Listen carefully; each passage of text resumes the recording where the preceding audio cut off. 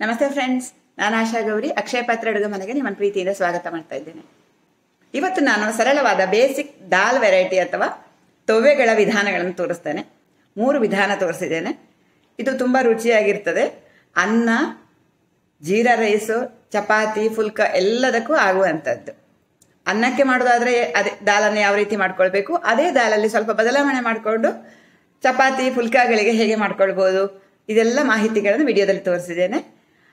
ಕೆಲವರಿಗೆ ತೊಗರಿಬೇಳೆ ತೊವೆ ಇಷ್ಟ ಆಗೋದಿಲ್ಲ, ದಾಲ್ ಇಷ್ಟ ಆಗೋದಿಲ್ಲ, ಅಂಥವರಿಗಾಗಿ ಹೆಸರು ಬೇಳೆಯಲ್ಲಿ ದಾಲ್ ಮಾಡಿ ತೋರಿಸಿದ್ದೇನೆ. ಅದರಲ್ಲಿ ಕೂಡ ಹಾಗೆ ಅನ್ನಕ್ಕೆ ಬೇರೆ ಚಪಾತಿಗೆ ಬೇರೆ ಹೇಗೆ ಮಾಡ್ಕೊಳ್ಬೋದು ಅನ್ನೋ ಪೂರ್ತಿಯಾದ ಮಾಹಿತಿಯನ್ನು ತೋರಿಸಿದ್ದೇನೆ. ವಿಡಿಯೋ ನೋಡಿ.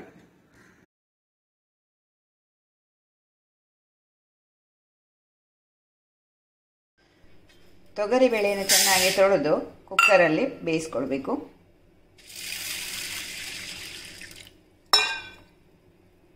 ಇದಕ್ಕೊಂದು 4 ವಿಸಿಲ್ ಆಗಬೇಕು.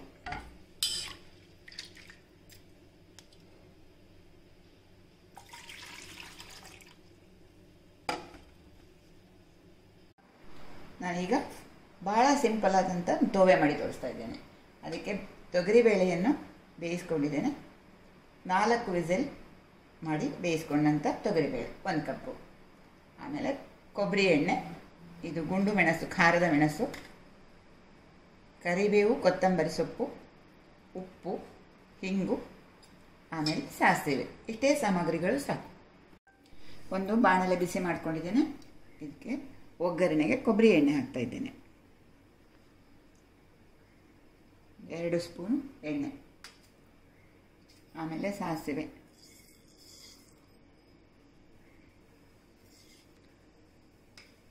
ಎರಡೇ ನಿಮಿಷದಲ್ಲಿ ಆಗುವಂಥ ತೊವೆ ಇದು. ಇದಕ್ಕೆ ಮುಖ್ಯವಾಗಿ ಈ ಕೆಂಪು ಮೆಣಸು, ಗುಂಡು ಮೆಣಸು ಇದ್ದರೆ ಒಳ್ಳೆಯದು. ಇಲ್ಲ ಅಂತಂದರೆ ಹಸಿಮೆಣಸನ್ನು ಮತ್ತೆ ಬಳಸ್ಕೊಳ್ಬೋದು. ಇದೇ ಇದಕ್ಕೆ ಹೆಚ್ಚು ಪರಿಮಳ ಕೊಡುವಂಥದ್ದು. ಸಾಸಿವೆ ಸಿಡುವಾಗ ಮೆಣಸು ಹಾಕ್ತಾ ಇದ್ದೇನೆ.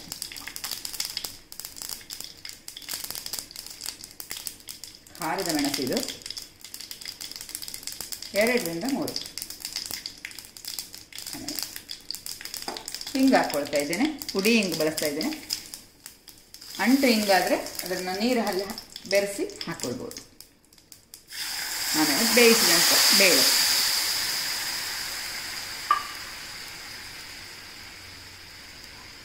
ಸ್ವಲ್ಪ ನೀರು ಹಾಕ್ತಾ ಇದ್ದೇನೆ.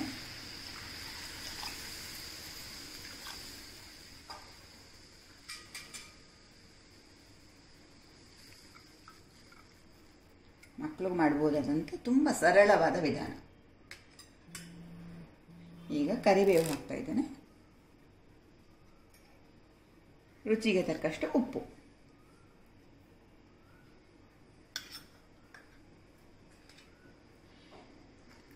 ಅಂಟು ಇಂಗು ಹಾಕೋದಾದರೆ ಈಗ ಹಾಕ್ಕೊಳ್ಬೇಕು. ಪುಡಿ ಇಂಗು ನಾನು ಒಗ್ಗರಣೆಗೆ ಹಾಕ್ಕೊಂಡಿದ್ದೇನೆ.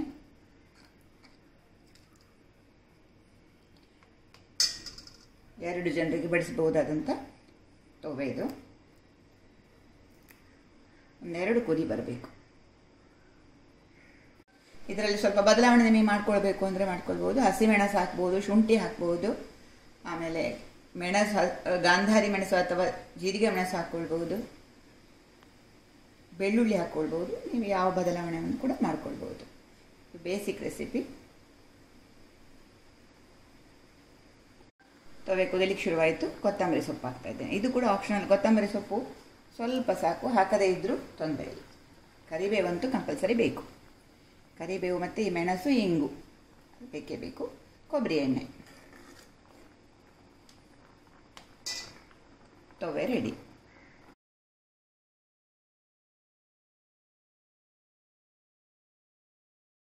ಈಗ ಇನ್ನೊಂದು ರೀತಿಯ ದಾಲ್ ಮಾಡುವ ಕ್ರಮವನ್ನು ತೋರಿಸ್ತಾ ಇದ್ದೇನೆ. ಅದಕ್ಕೆ ಬೇಕಾದಂಥ ಸಾಮಗ್ರಿಗಳು ನೋಡ್ಕೊಳ್ಳಿ.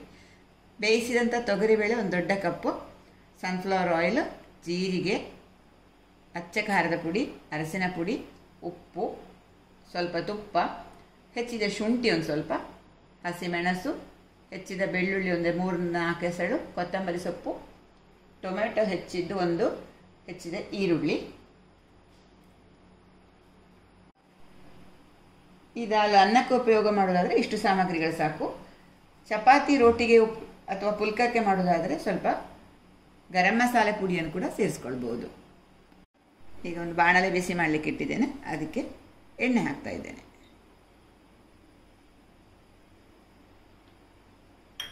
ಎಣ್ಣೆ ಬಿಸಿ ಆಯಿತು, ಜೀರಿಗೆ ಹಾಕ್ತಾ ಇದ್ದೇನೆ.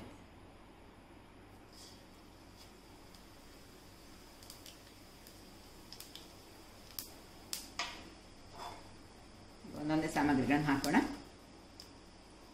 ಬೆಳ್ಳುಳ್ಳಿ ಮೊದಲಿಗೆ, ಆಮೇಲೆ ಹೆಚ್ಚಿದ ಈರುಳ್ಳಿ,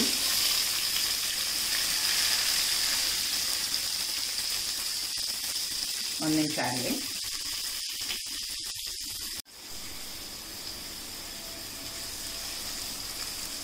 ಈರುಳ್ಳಿ ಸ್ವಲ್ಪ ಕಂದು ಬಣ್ಣ ಬರಬೇಕು.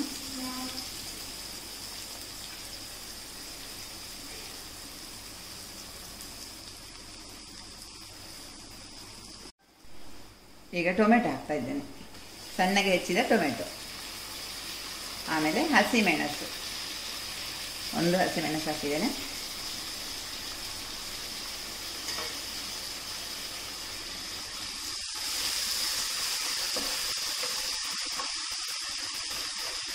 ಜೊತೆಗೆ ಶುಂಠಿ. ಚಪಾತಿಗೆ ಮಾಡೋದಾದರೆ ಜಿಂಜರ್ ಗಾರ್ಲಿಕ್ ಪೇಸ್ಟ್ ಕೂಡ ಬಳಸ್ಕೊಳ್ಬೋದು. ನಾನೀಗ ಅನ್ನಕ್ಕೆ ಮಾಡೋದಾದ್ರಿಂದ ಶುಂಠಿ ಹೆಚ್ಚಿ ಹಾಕಿದ್ದೇನೆ.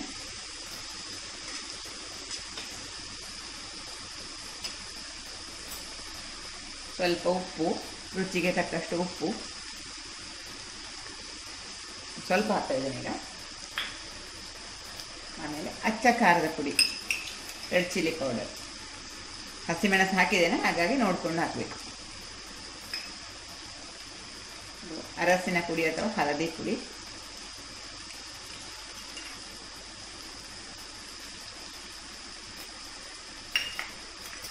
ಹಾಕಿ ಮುಗಿಸ್ಬೇಕು. ಇದು ಸಣ್ಣ ಉರಿಯಲ್ಲಿದೆ, ನಾನು ಎರಡು ನಿಮಿಷ ಈ ಥರ ಬಾಡಿಸ್ಕೊಳ್ಬೇಕು. ಚಪಾತಿಗೆ ದಾಲ್ ಮಾಡೋದಾದರೆ ಈ ಹಂತದಲ್ಲಿ ಸ್ವಲ್ಪ ಗರಂ ಮಸಾಲೆ ಪುಡಿ ಸೇರಿಸ್ಕೊಳ್ಬೋದು. ಈಗ ಟೊಮ್ಯಾಟೊ ನೋಡಿ ಚೆನ್ನಾಗಿ ಬೆಂದಿದೆ. ಈಗ ನಾನು ಬೇಯಿಸಿದ ಬೇಳೆಯನ್ನು ಸೇರಿಸ್ತಾ ಇದ್ದೇನೆ.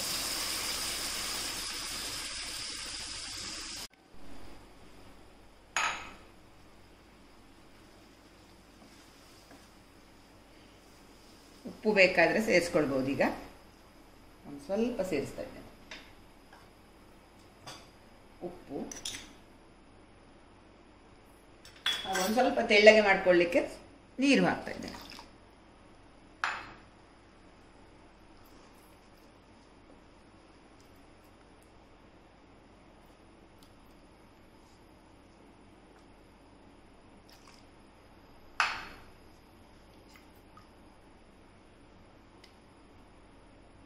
ಸ್ವಲ್ಪ ದಪ್ಪ ಇದ್ರೆ ಚೆನ್ನಾಗಿರ್ತದೆ.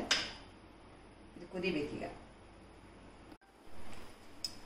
ದಾಲ್ ಕುದೀತಾ ಇದೆ, ಕೊನೆಯದಾಗಿ ಕೊತ್ತಂಬರಿ ಸೊಪ್ಪು ಹಾಕ್ತಾ ಇದ್ದೇನೆ. ಜೊತೆಗೆ ರುಚಿ ಹೆಚ್ಚಳಕ್ಕೆ ಬೇಕಾಗಿ ಸ್ವಲ್ಪ ತುಪ್ಪ ಹಾಕ್ತಾ ಇದ್ದೇನೆ.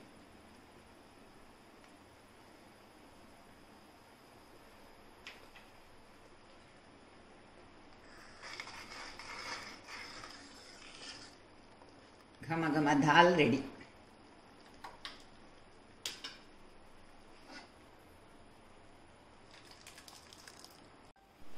ಸ್ನೇಹಿತರೆ, ಅನ್ನದ ಜೊತೆ ಈ ಎರಡು ತೋವೆ ಅಥವಾ ದಾಲ್ ವೆರೈಟಿ ಭಾಳ ಚೆನ್ನಾಗಿರ್ತದೆ. ಜೊತೆಗೆ ಒಂದು ಸ್ವಲ್ಪ ನೆಂಚಿಕೊಳ್ಳಲಿಕ್ಕೆ ಸೆಂಡಿಗೆಯೋ ಬಾಳುಕೋವ ಇದ್ದರೆ ಸ್ವರ್ಗಕ್ಕೆ ಮೂರೆಗೇಣು ಅನ್ನೋ ಹಾಗೆ ಅಷ್ಟು ರುಚಿಯಾಗಿ ಮಾಡ್ಕೊಳ್ಬೋದು. ನಾನೀಗ ಇದು ಆಗ ಮಾಡಿದಂಥ ತೋವೆ, ಇದು ಈಗ ಮಾಡಿದ ದಾಲ್.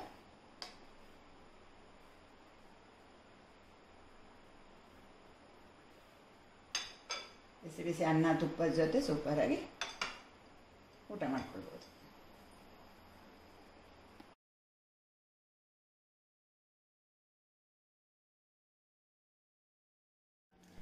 ತೊಗರಿಬೇಳೆ ತಿನ್ನದವರಿಗೆ ಹೆಸರುಬೇಳೆಯಲ್ಲಿ ದಾಲ್ ಮಾಡುವ ವಿಧಾನವನ್ನು ತೋರಿಸ್ತಾ ಇದ್ದೇನೆ. ಇಲ್ಲಿ 1 ಕಪ್ ಹೆಸರುಬೇಳೆ ತಗೊಂಡಿದ್ದೇನೆ. ಇದನ್ನು ಚೆನ್ನಾಗಿ ತೊಳ್ಕೊಳ್ತಾ ಇದ್ದೇನೆ.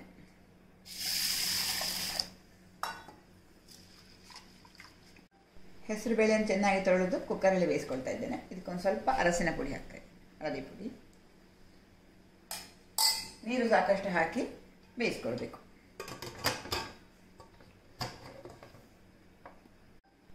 ಇದು 1 ರಿಂದ 2 ವಿಸಿಲ್ ಸಾಕು. ಹೆಸರುಬೇಳೆ 2 ವಿಸಿಲ್ ಮಾಡಿ ಬೇಯಿಸ್ಕೊಂಡಿದ್ದೇನೆ, ಹದವಾಗಿ ಬೆಂದಿದೆ. ಈಗ ನಾವಿದು ಒಗ್ಗರಣೆ ತಯಾರು ಮಾಡೋಣ. ಒಗ್ಗರಣೆಗೆ ಒಂದು ಪಾತ್ರೆ ಇಟ್ಟಿದ್ದೇನೆ. ಹೆಸರುಬೇಳೆ ದೋವೆ ಮಾಡುವಾಗ ಆದಷ್ಟು ತುಪ್ಪದಲ್ಲಿ ಮಾಡಿದರೆ ತುಂಬ ರುಚಿ ಒಗ್ಗರಣೆ, ಹಾಗಾಗಿ ತುಪ್ಪದಲ್ಲಿ ಒಗ್ಗರಣೆ ಹಾಕ್ತಾ ಇದ್ದೇನೆ. ಜೀರಿಗೆ ಹಾಕ್ತಾ ಇದ್ದೇನೆ, 1 ಸ್ಪೂನು ಜೀರಿಗೆ. ಇದು ಹಿಂಗು, ಪುಡಿ ಹಿಂಗು ಹಾಕ್ತಾ ಇದ್ದೇನೆ. ಆಮೇಲೆ ಹಸಿಮೆಣಸು ಸ್ವಲ್ಪ ಖಾರಕ್ಕೆ ಎಷ್ಟು ಬೇಕೋ ಅಷ್ಟು ಹಾಕ್ಕೊಳ್ಬೋದು. ಈಗ ನಾನು ಅನ್ನಕ್ಕೆ ತಯಾರಿ ಮಾಡುವಂಥ ದಾಲ್ ತೋರಿಸ್ತಾ ಇರೋದು. ಅನ್ನಕ್ಕಾದರೆ ನೋಡಿ, ಇದು ಹಸಿಮೆಣಸು ಹಾಕಿದ್ದೇನೆ. ಆಮೇಲೆ ಸ್ವಲ್ಪ ಖಾರ ಪುಡಿ ಹಾಕ್ತಾ ಇದ್ದೇನೆ. ಆಮೇಲೆ ಅರಸಿನ ಪುಡಿ. ಇದನ್ನು ನಾವು ಚಪಾತಿಗೆ ಮಾಡೋದಾದರೆ ಸ್ವಲ್ಪ ಅಮ್ಚೂರ್ ಪುಡಿ ಅಥವಾ ಚಾಟ್ ಮಸಾಲೆ, ಆಮೇಲೆ ಸ್ವಲ್ಪ ಗರಂ ಮಸಾಲೆ ಪುಡಿ ಸೇರಿಸ್ಕೊಳ್ಬೋದು, ಜಿಂಜರ್ ಗಾರ್ಲಿಕ್ ಪುಡಿ ಸೇರಿಸ್ಕೊಳ್ಬೋದು ಚಪಾತಿಗಾದರೆ. ಅನ್ನಕ್ಕಾದರೆ ಅದೆಲ್ಲ ಬೇಡ, ಬರೀ ಇಷ್ಟು ಸಾಕು. ಈಗ ನಾನು ಬೇಯಿಸಿದಂತಹ ಹೆಸರು ಬೇಳೆಯನ್ನು ಹಾಕ್ತೇನೆ.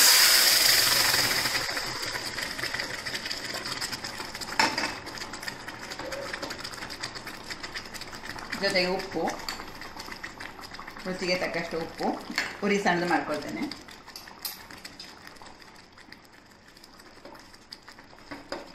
ಹೆಚ್ಚಿನ ಯಾವುದೇ ಸ್ಪೈಸಸ್ ನಾನೀಗ ಹಾಕಲಿಲ್ಲ, ಚಪಾತಿಗಾದರೆ ಎಲ್ಲನೂ ಹಾಕ್ಕೊಳ್ಬೋದು.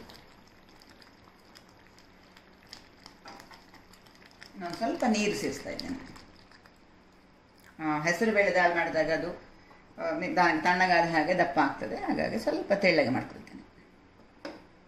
ತುಂಬ ಬೇಯಿಸ್ಕೊಳ್ಳೋದು ಬೇಡ, 1 ರಿಂದ 2 ವಿಸಿಲ್ ಅಷ್ಟೇ ಸಾಕು. ಇದು ಕುದಿಬೇಕು. 1-2 ನಿಮಿಷದಲ್ಲಿ ಇದು ಕುದೀತದೆ. ಕೊನೆಯದಾಗಿ ಕೊತ್ತಂಬರಿ ಸೊಪ್ಪು, ಹೆಚ್ಚಿದ ಕೊತ್ತಂಬರಿ ಸೊಪ್ಪು. ಆಮೇಲೆ ಹುಳಿಗೆ ಲಿಂಬೆ ರಸ. ಇದು ಗ್ಯಾಸ್ ಆಫ್ ಮಾಡಿ ಹಾಕೋಣ. ಚಾಟ್ ಮಸಾಲೆ, ಅಮ್ಚೂರ್ ಪೌಡರ್ ಯಾವುದು ಹಾಕಲಿಲ್ಲ, ಹಾಗಾಗಿ ಲಿಂಬೆ ರಸ ಹಾಕ್ತಾಯಿದ್ದೆ. ಆಫ್ ಮಾಡುವ ಮೊದಲು ಸ್ವಲ್ಪ ತುಪ್ಪ.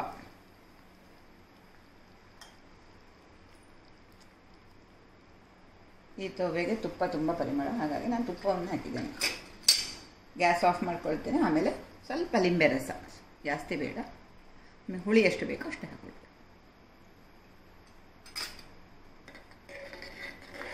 ಬಹಳ ಬೇಗನೆ ಮಾಡುವಂಥ ಹೆಸರು ಬೇಳೆ ದಾಲ್ ಅಥವಾ ತೋವೆ